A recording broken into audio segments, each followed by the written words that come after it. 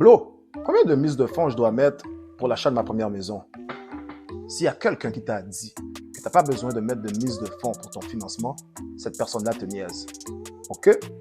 Les banques doivent être en mesure de voir que tu es capable d'économiser un certain montant d'argent avant de t'emprunter. Ils ne vont pas prendre un risque de 100% dès le début de ton hypothèque. Aujourd'hui, en assurant ton prêt, tu pourrais proposer une mise de fonds pour aussi peu que 5% de la valeur de la propriété. Avec 25 000 $, tu pourrais acheter pour 500 000. Et si tu magasines pour un multilogement, un triplex, un quadruplex, à ce moment-là, on va te demander 10% de la valeur si tu comptes y habiter. Et avec 20% de mise de fonds, tu n'es plus obligé de payer une prime d'assurance. Et les banques vont être plus tolérants avec ton dossier parce qu'ils n'auront plus à respecter les conditions des assureurs. Tu es validé.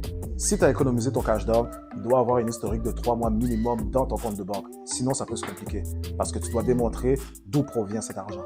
Exemple, de la vente d'une maison, validé. D'un don d'un membre de la famille, validé. D'un héritage, validé.